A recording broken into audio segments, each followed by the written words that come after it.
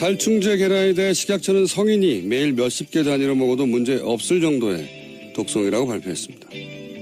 이 살충제 계란 사태가 공장형 밀집 사육의 결과인지라 최근 흙 목욕으로 진드기를 닭이 알아서 해결하는 방사로 키운 닭의 주목을 받았죠. 그런데 운동장에 재래닭을 자유롭게 방사시켜 키운 생협의 유정란에서 1979년 이래로 판매가 금지된 DDT 성분이 기준치 이하이긴 하지만 검출됐습니다. 이미 시중에서 구할 수도 없는 DDT이기 때문에 과수원으로 사용됐었다는 토지에서 과거 사용된 DDT가 남아 있었던 걸로 추정됩니다. 서울대 보건대학원 최경호 교수팀의 논문에 따르면 최근 산모 82명 중 81명의 모유에서 기준치 이하이긴 하지만 DDT 성분이 검출됐다고 하죠. 과거 과수원이나 집에서 마구 쓰였던 DDT는 반감기가 최대 24년이라 인체에 잔류하고 있었던 겁니다. 물론 식약처가 향후 독성물 관리를 엄격히 하고 그 결과를 주기적으로 투명하게 공개해서 그동안 상실한 신뢰복을 위해서 철저하게 노력해야 하는 건 당연한데, 그런데 그렇게만 하면 이런 화학물질이라는 먹거리 사태는 앞으로 다시 일어나지 않을 것인가. 인간의 생산성을 높이기 위해 자연을 조작하고 화학물질을 투입하는 한 이런 일은 계속 벌어지지 않을까. 소비에 관한 패러다임 자체를 다시 생각할 때가 된 게 아닐까.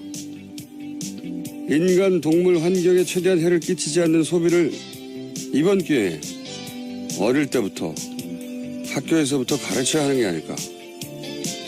김원준 생각이었습니다.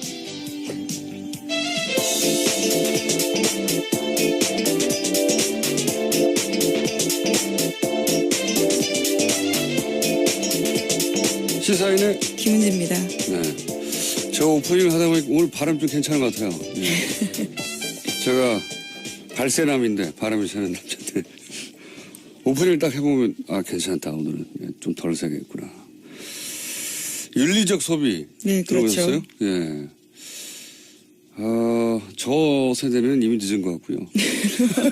갑자기. 아니 이게 윤리적 소비라는 단어를 듣긴 하지만 이건 뭐랄까요. 환경운동하는 분들이나 일부 예민한 분들이 하는 거지. 내가 어릴 때부터 쭉 그렇게 먹어왔는데 뭘 이렇게 생각해왔거든요. 적어도 지금 어린 세대는 학교에서부터 배워야 되지 않을까 싶어요. 이런 거. 네, 달걀뿐만 아니라 돼지고기, 소고기 모두 다 이 공장식 육식에 대해서 굉장히 도축 이런 거에 대해서 요새 문제제기 많이 되고 있거든요. 그러니까 이번에 굉장히 좋은 기회가 될 것 같습니다. 이번에 문제가 된 사실 이거 유럽에서도 마찬가지거든요. 예. 왜냐하면 대량으로 생산해서 달걀을 계란을 싸게 먹으려고 하다 보니까 닭이 대략 A4지 한 장 크기 케이지에서 그것도 한 층이 아니라 막 12층짜리 밀집 사육을 하니까 거기 한 마리만 문제가 생겨서 다 퍼지는 거 아니겠어요? 예. 네, 취재 때문에 직접 가본 적이 있는데요. 또 이렇게 불이 24시간 켜져 있거든요. 굉장히 사실 끔찍한 환경이긴 합니다. 그러니까요.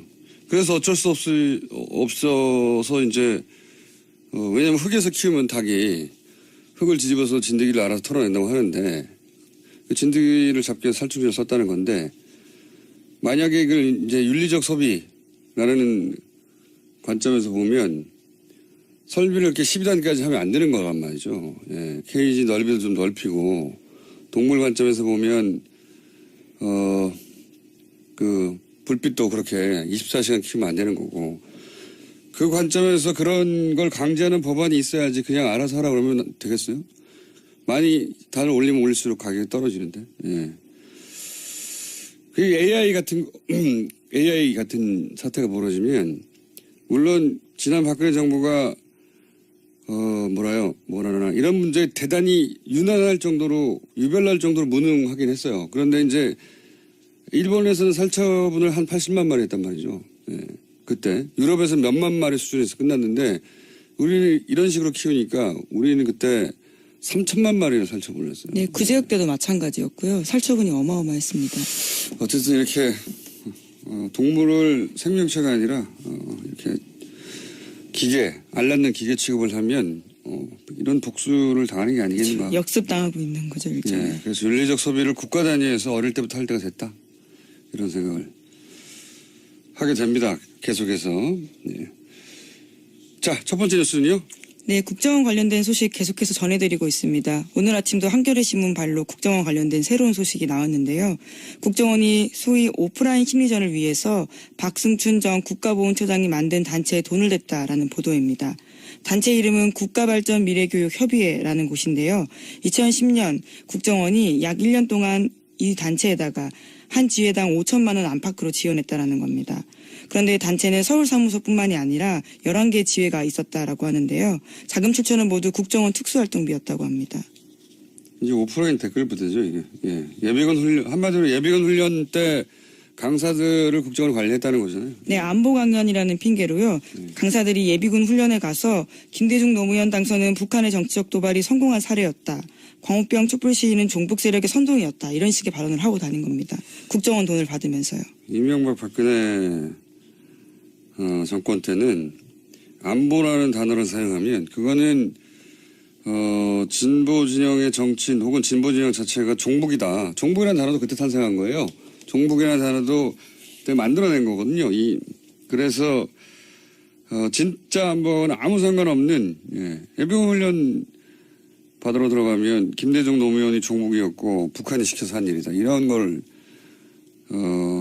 안보 강연이라는 이름 하에서 했었죠. 네, 주로 촛불 집회를 또 비난하는 내용들이 주였습니다.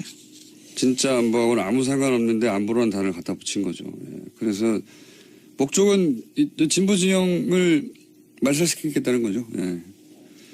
그래서 이 단어가 집중적으로 그때 유포됐는데 종북이라는 단어가 이 단어를 주도적으로 집중적으로 유포한 당시에 소위 논객들이 있어요. 또 저는 이분들과의 커넥션도 따져봐야 된다. 왜냐하면 최상위 단위에서 안보란 단어를 이렇게 사용하고 그리고 종북이라고 프레임을 짜서 어떻게 공개할 것인지 그렇게 짜진 다음에 최말단에서 이런 강사들이 그런 강연을 했을 뿐인 거거든요. 그런 계획 중에 소위 이제 보수 논객들이 이 단어를 주도적으로 적극적으로 유포한 사람들이 있어요. 몇몇이. 네, 강사 중에서 눈에 띄는 사람이 김성욱 씨라고요. 한국자유연합 대표입니다. 이 사람 같은 경우에는 아마 이름이 익숙하실 텐데 소위 알파팀이라고 해서 국정원 댓글부대 민간인 팀장이었던 사람이거든요. 이분보다 이력이 훨씬 겹칩니다. 유명한 분들도 있어요. 네. 이게 단순히 자기가 종북이라는 단어를 머릿속에 스스로 떠올린 게 아니라 이런 구체적인 로드맵 하에서 그런 역할에 주어졌고 그걸 수행한 사람들인 거죠.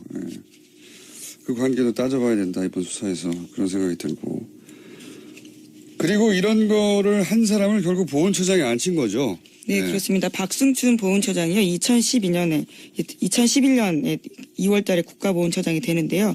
국가보훈처장으로서는 최장수였습니다. 박근혜 정부에서도 계속 국가보훈처장이었거든요. 이런 생각을 하고 이런 돈을 받아서 국정원의 지시에 따라 움직이는 사람을 보훈처에 앉힌 다음에 5.18은 북한의 지시 때문에 일어난 일이다라고 하는 주장을 하는 사람이 갑자기 나타나기 시작하고 그리고 5.18 때 임을 위한 행진곡 부르지 마라라고 한 사람이 이 사람이고요. 네, 재창을 금지하게 된 거죠. 보훈처가 종북 장사를 하는 정치기관이 된 거예요. 보훈처하고 아무 상관없는 거죠.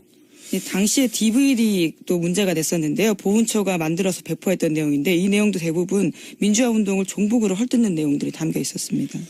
국정원은 정치 개입이 금지되어 있지 않습니까? 정치 개입을 한 정도가 아니라 정권은 정치 기구였어요. 완전한. 이걸 보면 발본색원해야 한다고 봅니다. 다시 반복되지 않도록 철저하게 그런 일을 하면 어떻게 되는지 반면교사로 아주 철저하게 따져서 발본색원하고 엄벌에 처해야 된다고 봅니다. 이런 일을 이렇게 오랫동안 해왔던 거예요. 네, 관련 안보교육에서는요, 이명박 전 대통령도 굉장히 강조했다라고 한겨레 신문이 보도하고 있는데 2010년 12월 달 국무회의에서 전국민 안보의식 강화를 주민했고 따라서 행정안전부가 전국의 안보교육을 부활시키는데 여기에 강사 70%가 국발협, 그러니까 국가발전미래교육협의회 소속이라고 합니다. 지금 국정원이 조정했다고 하는. 예, 돈을 냈다고 하는. 그러니까요. 그렇게 말할 수는 없잖아요. 그 김대중 노무현을 북한의 지시를 받고 움직인 사람이라고 말하라 이렇게 할 수 없으니까 그걸 단어를 안보로 바꿔서 안보 교육을 강화하라고 한 다음에 실제 안보 교육을 하러 온 사람들은 하는 말이 이거잖아요. 김대중 노무현이 북한이 성공한 사례라고 그런 교육을 10년간 받아왔어요. 네, 친북 좌파들이 뭐 언도에서 성공한 사례다 이런 식의 이야기들을 여러 차례 하고 다녔다라는 거고요. 정부의 단어가 이때 탄생한 겁니다. 누가 만들었는지 모르겠는데 국정원에서 만들었을 수도 있습니다. 자, 그런 일이 있었다고 합니다. 자, 다음 뉴스는요. 네, 어제 우병우 전 청와대 민정수석의 재판도 있었습니다. 해당 재판에서는요, 판사가 증인으로 출석한 문체부 공무원에 대해서 그 자리에서 압수수색 영장 발부하는 일도 있었습니다. 그래서 검찰이 해당 공무원의 집무실과 자택을 압수수색했는데요. 해당 증인이 나와서 거짓말을 한다고 의심이 되다 보니까 재판장이 그런 일을 한 겁니다. 이게 이제 뉴스가 된 이유는 이제 수사기관이 필요에 의해서 압수수색을 요청하는 거거든요. 통상. 이 경우는 재판부가 재판을 진행하다가 변호인 측 그러니까 우병우 측 증인이 명백히 거짓말을 하는 것처럼 보인단 말이죠. 그런 경우에도 반대신문 뭐 검찰의 반대신문을 통해서 그냥 그 거짓말을 따지도록 내버려 두는데 어제는 판사가 거짓말하는 게 분명한 것 같은데 해서 변호인 측 증인을 그 자리에서 압수수색하라고 직권으로 명령을 한 겁니다. 굉장히 이례적인 예, 그렇죠. 일이고 우병우 전 민정수석 입장에서는 당황스러운 일이겠죠. 예, 그쪽 측에서 나온 증인이니까 아무것도 기억나지 않는다고 한 거거든요. 예. 이 판사님의 이름을 좀 기억해서 해야 될 것 같고 또 이런 것도 있는 것 같아요. 소위 이제 우병우 전 민정수석을 포함하여 지금 이루어지고 있는 재판 에서 재판부를 무시하는 듯한 태도나 하여튼 행동이 되게 많았잖아요. 네, 계속해서 증언을 거부하거나 기억나지 않는다라고 하면서 무성의한 태도로 일관한 증인들이 굉장히 아예 안 나온 많습니다. 사람들도 있고 삼성 같은 경우에는 뭐 때로 증언을 거부했었죠. 증언을 거부했죠. 전례가 없는 일인데 사법부의 어떤 위신이 땅에 떨어진 것도 있고요. 예, 화가 난 것도 있는 것 같아요. 어쨌든 이번 경우에는 이 판사님은 직권으로 할 수 없어서가 아니라 하지 않았던 일인데 그냥 관리적으로는 본인이 압수수색을 지시한 것이다. 네. 왜냐하면 휴대전화 교체한 사실을 그 자리에서 파악하고 그렇게 됐을 경우에 내용들이 다 사라지면 안 된다라는 판단 때문에 직권으로 압수수색 영장 발부했다는 겁니다. 수사기관의 마인드가 돼버렸어요. 그 순간. 네. 자, 그런 일이 있었습니다. 또 다음 뉴스는요. 네, 김기춘 전 비서실장이 지난 17일에 서울구치소에서 서울 동부구치소로 이감됐다라는 소식입니다. 동부구치소 같은 경우에는 2달 전에 새로 생긴 최신 교정시설인데 여기에는 최순실 씨도 수감돼 있습니다. 김 전 실장이 수용된 곳은 6.5제곱미터의 독거실이고요. 심장질환 탓에 가까운 병원에 있어야 된다라는 게 김 전 실장 쪽의 설명입니다. 그 전에 있던 곳은 뭐 기차 타고 5시간 가는 곳입니까? 예. 김기춘 왜냐하면 이런 최신 교정시설로 이감되길 원하는 수감자도 굉장히 많아요. 예, 많은데 그 중에 이제 선택받은 거죠. 김기춘 전 비서실장이 아니었으면 이감 안 됐을 거라고 저는 봅니다. 그 최신 시설이고 냄새도 안 나고 쾌적하니까 다들 가고 싶어하는데. 수용자 인권 문제는 중요한데 말씀처럼 모두에게 평등하냐라는 의문을 가지게 하게 되는 것 같습니다. 이거 이렇게 이감하는 게 어렵습니다. 사실은 본인이 신청한다고 해서 김기춘 전 비서실장 이어서 됐을 거라고 저는 추정하는 바입니다. 네. 지금 각 부처의 장만 바뀐 거니까요. 아직은. 자, 다음 수는요. 네, 박근혜 정부가 4년 동안의 임기의 성과를 평가하는 박근혜 정부 정책 백서를 발간했습니다. 국정과제의 85%가 완료되었거나 정상 추진됐다라고 평가했는데요. 반면에 일본과의 위안부 합의에 대해서는 역사적으로 매우 중요한 의미다라는 자평하는 내용이 담겼다고 합니다. 반면에 세월호 참사 후에 안전관리 체계를 혁신했다 자평했지만요. 왜 구조가 늦어졌는지에 대한 언급은 없었다라고 합니다. 이러한 백서 제작에 들어간 예산은 5억 원인데요. 전국에 3,000부 배포됐습니다. 레어 아이템이네요. 3,000부밖에 없다고 하면. 예. 모든 정보는 백서를 발간해야죠. 예. 그리고 아마 중요한 사료가 될 거라고 봐요, 나중에. 탄핵을 당했는데도 불구하고 이렇게 정신을 못 차렸다 하는 사료로 널리 회자될 거라고 봅니다. 좋은 내용이네요.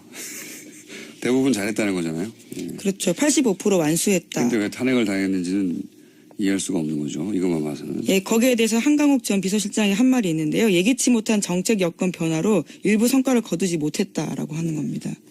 예기치 못한 정책 여건 변화로. 훌륭하네요. 저는 이런 백서 좋다고 봅니다. 나중에 아주 훌륭한 사료가 될 것이다. 예. 하지만 민망한 건 어쩔 수가 없죠. 거기다 국민 예산으로 정확한 평가를 하지 못했다는 점에서요. 자, 얼마나 좋은 사료입니까? 예. 만약에 거기가 반성을 가득 차봐요. 사료가 될 수 없죠. 자, 다음 뉴스는요. 네, 이회창 전 한나라당 총재의 회고록이 오늘 나옵니다. 이 전 총재는 이 책에서 탄핵의 책임이 박근혜 전 대통령과 새누리당에 있다고 주장했습니다. 당시 여당 의원들이 박 전 대통령의 수직적이고 권위적인 당 관리에 순응하느라고 제대로 직언하지 못했다라고 주장하고 있습니다. 이해창 전 총재를 갑자기 인터뷰하고 싶네요. 네. 저희가 한번 시도해 보겠습니다. 네. 제가 십몇 년 전에, 한 17년 전에 처음, 두 번째 출마하기 직전에 인터뷰한 적이 있는데, 굉장히 인상적인 인터뷰였었거든요. 저로서도. 여러 가지 이 단어들이 저도 인상적이었던 것 같은데 방송에서 쓸 수 없었던. 네. 굉장히 곤란한 질문들을 마구 했었는데, 기억이 납니다. 다시 한번 인터뷰 시도해 봐야 되겠습니다. 자, 다음 뉴스는요? 네, 어제 국민의당 제보조작 사건 첫 공판기일 열렸습니다. 이 자리에서 좀 새로운 이야기들이 나왔는데요. 김성호 전 의원과 김인원 전 국민의당 부단장은 모든 혐의를 부인했지만요. 다른 의혹이 불거졌다라는 겁니다. 채널A 보도입니다. 국민의당이 허위 녹취록 발표하기 이틀 전에 김성호, 김인원 두 사람이 새로운 의혹 제기했다고 합니다. 문재인 후보 같은 경우에 고용정보원의 특혜 채용 감사 무마했다라는 주장이었는데요. 알고 보니까 이 내용 사실이 아니라는 걸 알고도 발표했다라는 내용이 나왔습니다. 그러니까 서울대 게시판에 올라온 글이 사실이 아니라는 걸 알고도 발표를 했다는 거죠. 예, 내부적으로 수차례 보고받았다라고 하는데요. 이를 묵살했다라고 하는 게 검찰의 주장입니다. 사실이 아니라는 걸 내부적으로 담당자들이 얘기했는데 그런데도 불구하고 사실인 것이라고 발표를 했다. 예. 당시 국민의당이 이제 안철수 후보 지지율이 문재인 후보에 거의 육박을 했다가 유치원 발언과 뭐 대선 후보 토론에 거치면서 지지율이 급락을 해서 반전 모멘텀을 만들기 위해서 결사적이었죠. 그때 당시. 그러다 보니까 이 뉴스는 그러니까 당시 국민의당이 팩트체크가 덜 됐거나 아니면 사실이 아니라고 내부적으로도 얘기하는데도 그런 모멘텀을 만들기 위해서 물불을 가리지 않았다. 이런 뭐 내부 분위기를 엿볼 수 있는 추가 정황인 건데. 예. 이준서 최고 역시 이런 분위기 속에서 제보 조작을 사전에 인지하고도 계속 추진하지 않았을까 하는 데 대한 간접 정황 정도로 제시된 것 같네요. 예. 네, 검찰 쪽 주장인데요. 우선 당사자들은 부인하고 있습니다. 이 이야기는 재판이 진행되면서 더 구체적으로 나올 것 같으니까 여기까지 하고요. 다음 뉴스는요. 네, 도널드 트럼프 미 대통령이요. 오늘 오전 약 4천 명 병력을 추가로 파병하는 아프간 전쟁 대응 전략을 발표할 계획입니다. 미국 우선주의에 따라서 막대한 비용이 들어가는 아프간과 이라크에서 발을 빼야 한다고 주장했던 후보 시절 이야기를 뒤엎는 조치입니다. 트럼프 후보 시절에는 쓸데없이 밖에 나가서 돈 쓰면 안 된다고 그렇게 주장을 했었죠.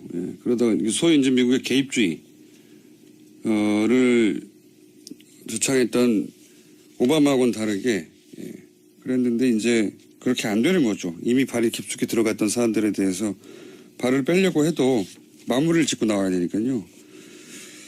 그래서 이제 태도를 바꿨다는 거고. 또 게다가 배너언이 퇴출되고 또 맥메스터가 더 입김이 강해졌다라는 분석도 나오고 있기 때문에요. 이와 관련해서 북핵 문제 해결에 있어서도 외교적 해법에 실패할 경우에 군사적 옵션 꺼내들 가능성이 있다라고 TV조선은 분석하고 있습니다. TV조선은 그렇게 분석하겠죠. 예. 북핵 문제가 외교적으로 잘 안 되면 군사적 옵션이라는 게 지지난주 내내 얘기했던 뭐 폭격을 한다든가 뭐 그런 거 아닙니까? 전쟁 나면 절대로 안 된다고 하는 그 얘기를 또 하는 거예요. 예. TV조선은 전쟁이 났으면 좋겠나 봐요. 예, TV조선은 어쨌든 지금 상황에서는 북핵 문제가 또 외교적으로 잘 안 되면 군사적이라는 게 뭡니까? 전쟁하자는 거지. 전쟁 확률이 높다라고 분석을. 우리 보수는 전쟁을 원하나 봐요. 예. 실제로 과거에 우리 보수는 전쟁 나면 가장 먼저 도망갔었습니다. 여기까지 하겠습니다. 시사인의 김은지였습니다. 감사합니다. 지회가 있었다라고 하는데요. 자금 출처는 모두 국정원 특수활동비였다고 합니다. 이제 오프라인 댓글 부대죠, 이게. 예. 예비군 훈련, 한마디로 예비군 훈련 때 강사들을 국정원이 관리했다는 거잖아요. 네, 안보 강연이라는 핑계로요. 강사들이 예비군 훈련에 가서 김대중 노무현 당선은 북한의 정치적 도발이 성공한 사례였다. 광우병 촛불 시위는 종북 세력의 선동이었다. 이런 식의 발언을 하고 다닌 겁니다. 국정원 돈을 받으면서요. 이명박 박근혜 정권 때는 안보라는 단어를 사용하면 그거는 진보 진영의 정치인 혹은 진보 진영 자체가 종북이다. 종북이라는 단어도 그때 탄생한 거예요. 종북이라는 단어도 그때 만들어낸 거거든요. 그래서 진짜 안보는 아무 상관없는 예비군 훈련 받으러 들어가면 김대중 노무현이 종북이었고 북한이 시켜서 한 일이다. 이런 걸 안보 강연이라는 이름 하에서 했었죠. 네, 주로 촛불 집회를 또 비난하는 내용들이 주였습니다. 진짜 안보하고는 아무 상관없는데 안보라는 단어를 갖다 붙인 거죠. 그래서 목적은 진보 진영을 말살시키겠다는 거죠.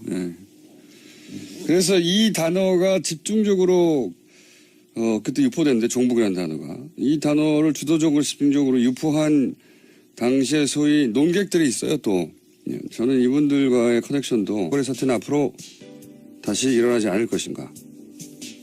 인간의 생산성을 높이기 위해 자연을 조작하고 화학물질을 투입하는 한 이런 일은 계속 벌어지지 않을까.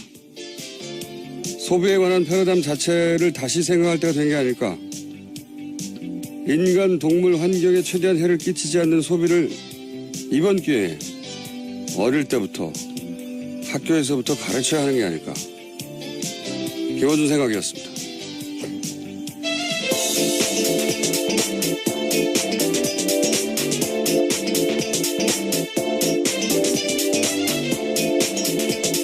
시사인의 김은지입니다. 네. 저 오프닝을 하다 보니까 오늘 바람 좀 괜찮은 것 같아요. 제가 발세남인데 바람이 새는 남자인데 오프닝을 딱 해보면 괜찮다. 오늘은 좀 덜 세겠구나. 윤리적 소비. 네, 그렇죠. 들어보셨어요? 예. 저 세대는 이미 늦은 것 같고요. 갑자기. 아니 이게 윤리적 소비라는 단어를 듣긴 하지만 이건 뭐랄까요. 환경운동하는 분들이나 일부 예민한 분들이 하는 거지.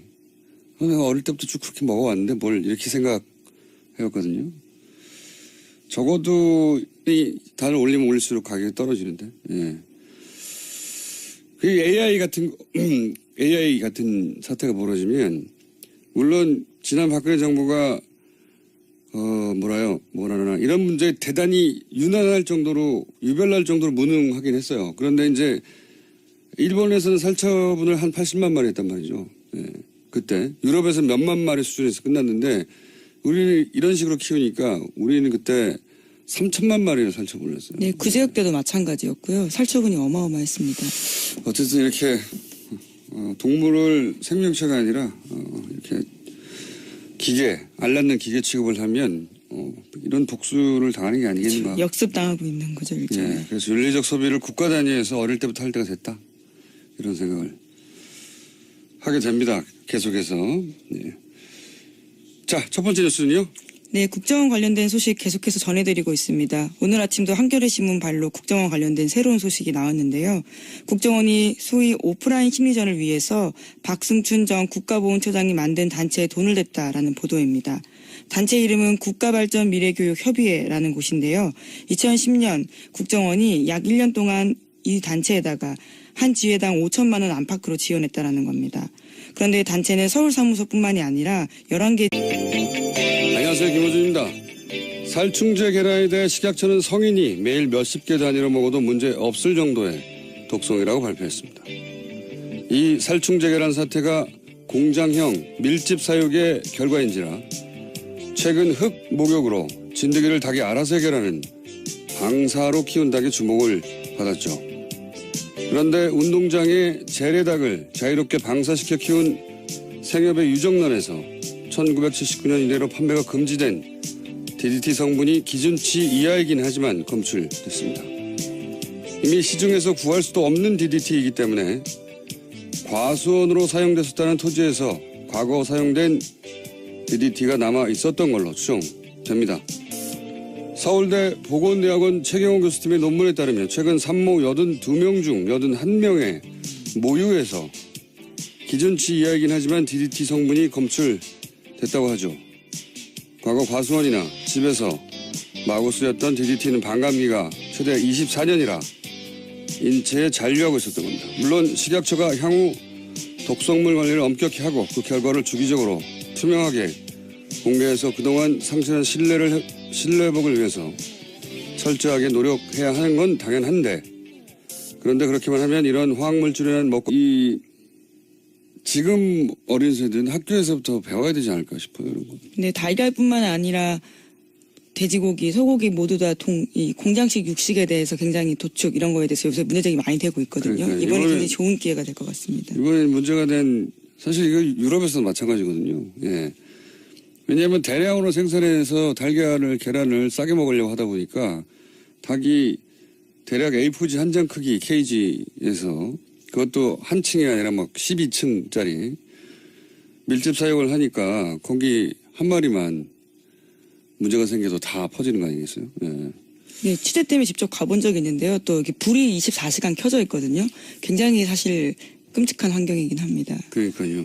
그래서 어쩔 수 없어서 이제, 왜냐면 흙에서 키우면 닭이 흙을 뒤집어서 진드기를 알아서 털어낸다고 하는데, 그 진드기를 잡기 위해서 살충제를 썼다는 건데, 만약에 이걸 이제 윤리적 소비라는 관점에서 보면 설비를 이렇게 12단까지 하면 안 되는 거란 말이죠. 예, 케이지 넓이도 좀 넓히고, 동물 관점에서 보면,